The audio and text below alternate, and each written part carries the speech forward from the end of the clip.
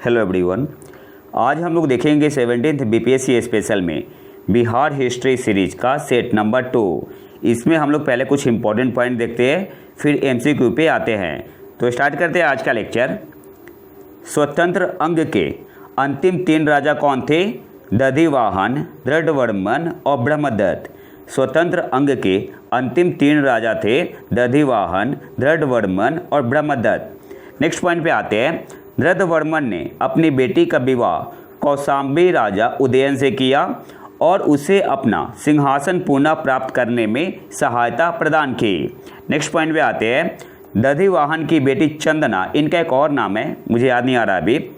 दधिवाहन की बेटी चंदना महावीर के कैवल्य प्राप्त करने के तुरंत बाद जैन धर्म अपनाने वाली पहली महिला थी। किनकी बेटी थी? दधिवाहन की बेटी। क्या नाम था? चंदना। महावीर के कैवल्य प्राप्त करने के तुरंत बाद जैन धर्म अपनाने वाली पहली महिला थी। नेक्स्ट पॉइंट पे आते हैं। प्राचीन अंग के अंतिम स्वतंत्र शासक ब्रह्मदत्त को बिंबिसार ने मार डाला और उसे मगध में मिला लिया। तो आपसे एग्जाम में ऐसे भी पूछ सकता है कि प्राचीन अंग के अंतिम स्वतंत्र शासक को किसने मारा था और फिर उन्होंने मगध में मिला लिया? तो आंसर क्या होगा? बिंबिसार ने मारा था। किसे?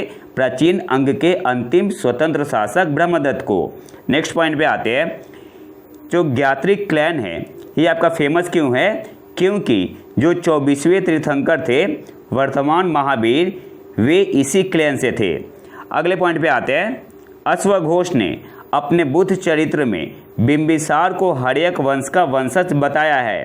अश्वघोष ने अपने बुद्ध चरित्र में बिंबिसार को हर्यक वंश का वंशज बताया है। नेक्स्ट पॉइंट पे आते हैं। इक्ष्वाकु के पुत्र नेमि विदेह को विदेह वंश का संस्थापक माना जाता है। इक्ष्वाकु के पुत्र नेमि विदेह को विदेह वंश का संस्थापक माना जाता है। नेक्स्ट पॉइंट पे आते हैं। अजातशत्रु के बचपन का नाम क्या था? कुनिका। अजातशत्रु के बचपन का नाम कुनिका था। उन्होंने अंग और लिच्छवियों पर कब्जा कर लिया और उन्होंने 2 नए हथियार रथमुसल और महाशिलकंटक पेश किए। तो ये इंपॉर्टेंट पॉइंट है जो कि आपको याद रखना है। नेक्स्ट पॉइंट पे आते हैं। शिशुनाग को अवंती को मगध साम्राज्य में मिलाने का श्रेय दिया जाता है। अवंती को मगध साम्राज्य में मिलाने का श्रेय किसे दिया जाता है? शिशुनाग को। नेक्स्ट पॉइंट पे आते हैं। महापद्मानंदा कलिंग से विजय ट्रॉफी के रूप में जिन की एक छवि लाए।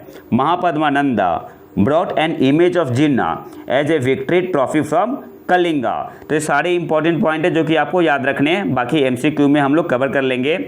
इसके अलावा एक और इम्पॉर्टेंट पॉइंट जो आपको याद रखना है, जो बिंबिसार है इन्होंने 3 शादियाँ की थी। एक कोसाला देवी जो कि प्रसेनजीत की बहन थी, दूसरा Chelna daughter of Licchavi chief Chetak, और तीसरा जो नाम है जो बिंबिसार ने तीसरा शादी किया था, क्षेम। ये डॉटर थी किसकी? Daughter of the king of Madra. Central Punjab की बात हो रही है, सेंट्रल पंजाब। तो याद क्या रखना है? बिंबिसार ने 3 शादियाँ की थी। कोसाला देवी किनकी बहन थी? प्रसेनजीत की बहन थी। और इन्होंने दहेज में बिंबिसार ने एक गांव लिया था जिसका नाम काशी था। फिर चेलना कौन थी? Daughter of the Licchavi chief Chetak. और एक पॉइंट और याद रखना है, जो अजातशत्रु है ये किनके लड़के थे? तो बिंबिसार के लड़के थे और इनकी माँ का नाम क्या था? चेलना। ये इंपॉर्टेंट पॉइंट है। अब एमसीक्यू पे आते हैं। आर्य किस समय बिहार पहुँचे? तो लेटर वैदिक पीरियड में। ऑप्शन है आपका यहाँ पे सही आंसर हो जाएगा, उत्तर वैदिक काल में। अगले क्वेश्चन पे आते हैं। बिहार के साथ साथ पूर्वी भारत में आर्यों के प्रसार के लिए कौन सा कारक जिम्मेदार था? तो लोहे का उपयोग। ऑप्शन सी आपका यहाँ पे सही आंसर होगा। इधर आपका आयरन रिजर्व था।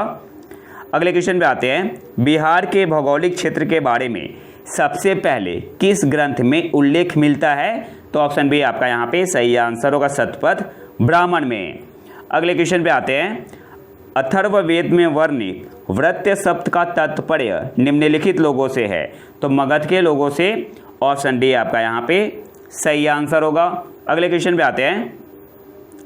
उत्तर वैदिक काल में बिहार में निम्नलिखित में से कौन सा एक महत्वपूर्ण राज्य था? तो ऑप्शन बी आपका यहाँ पे सही आंसर हो जाएगा, विदेह। अगले क्वेश्चन पे आते हैं। नंद वंश का अंतिम शासक और सिकंदर का समकालीन कौन था? तो गिवन ऑप्शन में ऑप्शन डी आपका यहाँ पे सही आंसर हो जाएगा, धनानंद। अगले क्वेश्चन पे आते हैं। बिंबिसार का विवाह किससे हुआ? तो मैं बता चुका हूँ, कौशल देवी, चेलना और क्षेम। तो ऑप्शन डी आपका यहाँ पे सही आंसर हो जाएगा, ऑल। अगले क्वेश्चन पे आते हैं।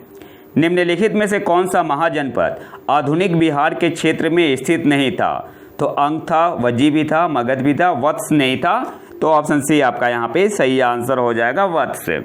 अगले क्वेश्चन पे आते हैं। अंग महाजनपद बिहार के किस क्षेत्र में स्थित था? तो भागलपुर और मुंगेर। ऑप्शन ए आपका यहाँ पे सही आंसर होगा। अगले क्वेश्चन पे आते हैं। मगध महाजनपद की पहली राजधानी थी? तो गिरिवर्ज। ऑप्शन बी आपका यहाँ पे सही आंसर होगा। एक और इसका दूसरा नाम है, उसका आंसर आपको कमेंट बॉक्स में बताना है।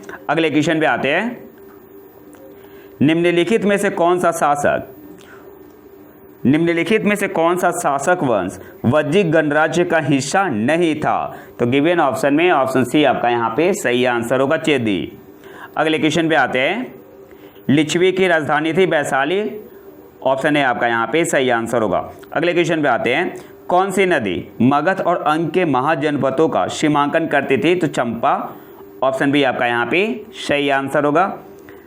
बिहार में निम्नलिखित में से कौन सा महाजनपद 8 शासकों कुलों का संघ था? तो गिवन ऑप्शन में ऑप्शन ए आपका यहाँ पे सही आंसर हो जाएगा, वज्जी। बिहार में निम्नलिखित में से कौन सा महाजनपद 8 शासक कुलों का संघ था? तो ऑप्शन ए आपका यहाँ पे सही आंसर हो जाएगा, वज्जी। अगले क्वेश्चन पे आते हैं। बिहार के पटना और गया जिले महाजनपद का हिस्सा थे? तो मगध के। ऑप्शन डी आपका यहाँ पे सही आंसर होगा। अगले क्वेश्चन पे आते हैं। अंग महाजनपद की राजधानी थी? सिंपल क्वेश्चन है, चंपा। ऑप्शन डी आपका यहाँ पे सही आंसर होगा। महाभारत और पुराणों के अनुसार मगध पर शासन करने वाला पहला राजवंश कौन सा था? सही आंसर क्या होगा? बृहद्रथ। ऑप्शन बी आपका यहाँ पे सही आंसर होगा। अगले क्वेश्चन पे आते हैं। निम्नलिखित में से मगध का कौन सा शासक सिकंदर का समकालीन था? तो कौन था? धनानंद। ऑप्शन ए आपका यहाँ पे सही आंसर होगा। अगले क्वेश्चन पे आते हैं। अजातशत्रु ने पाटली नामक गांव के पास गंगा और सोन के संगम पर एक किला बनवाया, जो समय के साथ पाटलिपुत्र शहर के रूप में विकसित हुआ। इस किले का निर्माण निम्नलिखित में से किस शासक के साथ युद्ध की प्रत्याशा में किया गया था? सही आंसर यहाँ पे क्या होगा? वज्जी। ऑप्शन सी आपका यहाँ पे सही आंसर होगा। अगले क्वेश्चन पे आते हैं। निम्नलिखित में से किस शासक ने पाटलिपुत्र को अस्थायी रूप से मगध की राजधानी बनाया? तो काला अशोक ने। ऑप्शन डी आपका यहाँ पे सही आंसर हो जाएगा। अगले क्वेश्चन पे आते हैं। नंद वंश का अंतिम शासक कौन था? तो धनानंद। ऑप्शन ए आपका यहाँ पे सही आंसर होगा। अगले क्वेश्चन पे आते हैं। मगध के किस शासक ने एकराट होने का वादा किया, जो एकमात्र शासक था जिसने अन्य सभी शासक राजकुमारों को नष्ट कर दिया था? तो महापद्मानंदा। ऑप्शन डी आपका यहाँ पे सही आंसर होगा। अगले क्वेश्चन पे आते हैं। बिंबिसार और अजातशत्रु किस वंश के थे? तो हर्यक डायनेस्टी। तो ऑप्शन ए आपका यहाँ पे सही आंसर होगा। अगले क्वेश्चन पे आते हैं। ब्रह्मदत्त को पराजित करने के बाद बिंबिसार ने किस राज्य पर कब्जा कर लिया था? तो अंग पे। ऑप्शन ए आपका यहाँ पे सही आंसर होगा। अगले क्वेश्चन पे आते हैं। हर्यक राजवंश का दूसरा शासक कौन था? तो पहले तो थे बिंबिसार और फिर अजातशत्रु।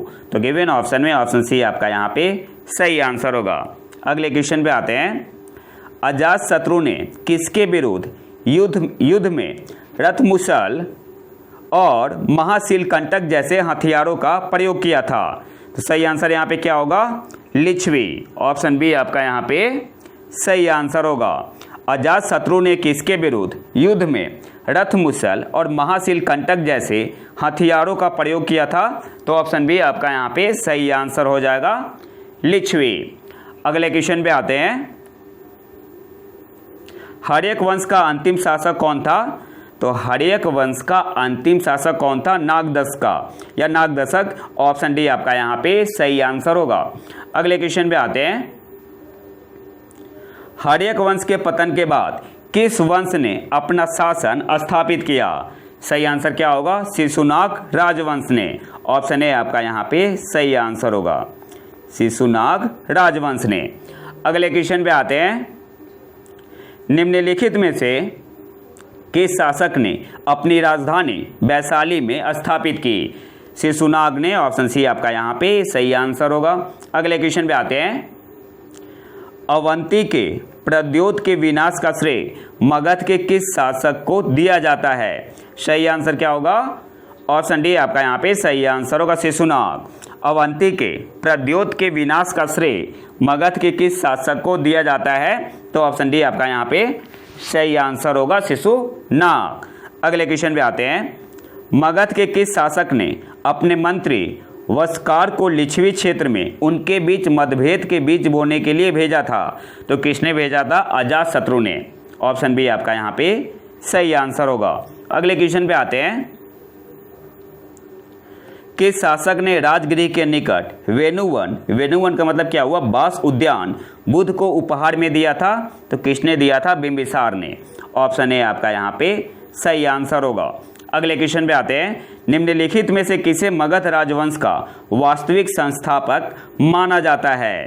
तो गिवन ऑप्शन में ऑप्शन ए आपका यहाँ पे सही आंसर होगा, बिंबिसार को। अगले क्वेश्चन पे आते हैं, गौतम बुद्ध और महावीर दोनों की मृत्यु किसके शासन काल के दौरान हुई? तो अजातशत्रु। ऑप्शन बी आपका यहाँ पे सही आंसर होगा। और अजातशत्रु जो थे गौतम बुद्ध और महावीर दोनों को रेस्पेक्ट दिया करते थे। अगले क्वेश्चन पे आते हैं, कलिंग पर विजय प्राप्त करने वाला मगध का पहला शासक कौन था? तो महापद्मानंदा। ऑप्शन डी आपका यहाँ पे सही आंसर होगा। अगले क्वेश्चन पे आते हैं, निम्नलिखित में से किस शासक ने पहली बार पाटलिपुत्र को मगध की राजधानी बनाया? तो किसने बनाया? उदय ने। ऑप्शन सी आपका यहाँ पे सही आंसर होगा। और आखिरी क्वेश्चन पे आते हैं, मगध राजवंश का उदय किसके दौरान शुरू हुआ? तो 6ठी शताब्दी ईसा पूर्व। ऑप्शन सी आपका यहाँ पे सही आंसर होगा। तो ये तो था हमारा आज का लेक्चर। अगर आपको इसका पीडीएफ चाहिए तो आप हमारे टेलीग्राम चैनल प्रतीक IQ करेंट अफेयर को ज्वाइन कर सकते हैं। वहाँ पे आपको जनवरी 2024 से लेके अगस्त 2024 का करंट अफेयर मिल जाएगा और इसके अलावा आप वहाँ पे क्विज भी लगा सकते हैं। तो अगर वीडियो पसंद आए तो लाइक करें और चैनल को सब्सक्राइब जरूर कर लें। मिलते हैं नए वीडियो में नए टॉपिक के साथ, तब तक के लिए नमस्कार, जय हिंद।